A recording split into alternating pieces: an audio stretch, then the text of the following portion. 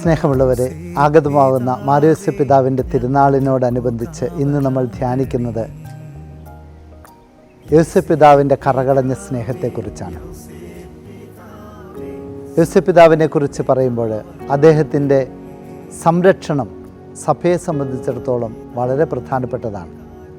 രക്ഷകൻ്റെ അമ്മയെ സംരക്ഷിക്കുവാൻ ദൈവം ഫലമേൽപ്പിച്ചത് മാർയോസ് പിതാവിനെ ആയിരുന്നു എന്നതാണ് ഏറ്റവും പ്രധാനപ്പെട്ടത്.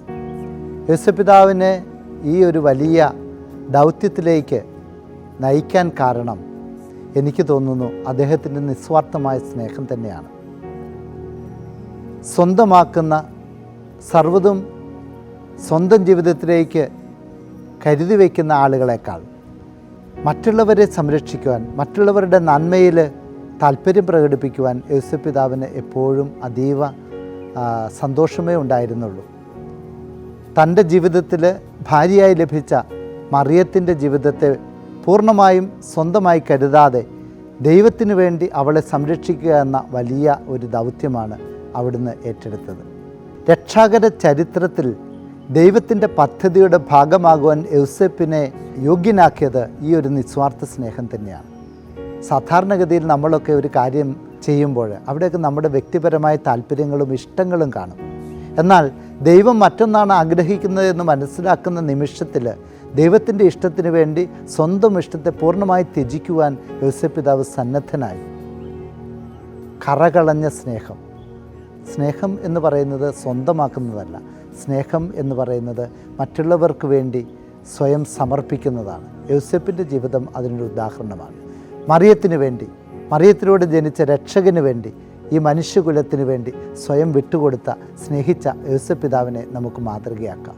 നിസ്വാർത്ഥ സ്നേഹത്തിലൂടെ എനിക്ക് എന്ത് ലഭിക്കും എന്ന് വിചാരിക്കാതെ, എനിക്ക് എന്ത് നഷ്ടം വന്നാലും മറ്റുള്ളവരെ ഞാൻ സംരക്ഷിക്കും എന്ന ദൈവികമായ ദൗത്യം ഏറ്റെടുക്കുവാൻ യോസേപ്പ് പിതാവിൻ്റെ തിരുനാളിന് ഒരുങ്ങുന്ന ഈ ദിവസങ്ങളിൽ നമുക്കും ജീവിതത്തിലേക്ക് ഈ ഒരു വലിയ കാഴ്ചപ്പാട് നേടിയെടുക്കാം. മറ്റുള്ളവരെ സ്നേഹിച്ചുകൊണ്ട്, മറ്റുള്ളവർക്കായി ജീവിച്ചുകൊണ്ട് ജീവിതത്തിൻ്റെ ലക്ഷ്യമായ ദൈവത്തിലെത്തിച്ചേരുവാൻ നമുക്ക് സാധിക്കട്ടെ. അതിന് യോസേപ്പ് പിതാവിൻ്റെ സർവ്വവിധ മാധ്യസ്ഥവും നമുക്ക് ലഭിക്കട്ടെ എന്ന് ആശംസിക്കുകയും പ്രാർത്ഥിക്കുകയും ചെയ്യുകയാണ്. ഈ വരുന്ന 19-ാം തീയതി പനത്തടി ഫൊറോന ദേവാലയത്തിലേക്ക് നടത്തുന്ന മാർയോസ് പിതാവിൻ്റെ തീർത്ഥാടനത്തിൽ പങ്കെടുക്കുവാൻ ഏവരെയും സ്നേഹപൂർവ്വം ക്ഷണിക്കുന്നു.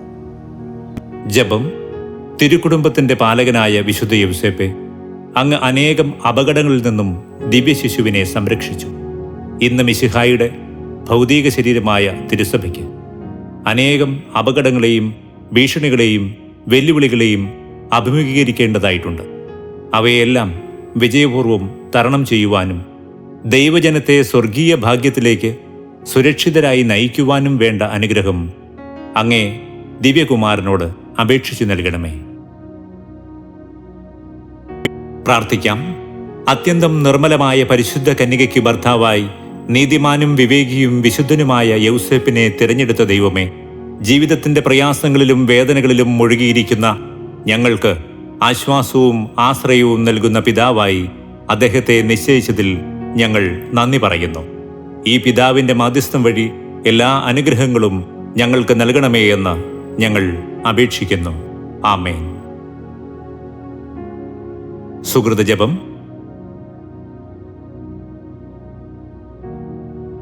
യൗസേപ്പ് പിതാവേ പാലകനെ, അണയുന്നു നിൻ തിരുസവിധി. യൗസേപ്പ് പിതാവേ പാലകനെ, അണയുന്നു നിൻ തിരുസവിധി. തുണയാകണേ, തണലേകണേ, നീതിമാനാകും പിതാവേ. തുണയാകണേ, തണലേകണേ, നീതിമാനാകും പിതാവേ. യൗസേപ്പ് പിതാവേ പാലകനെ, അണയുന്നു നിൻ തിരുസവിധി.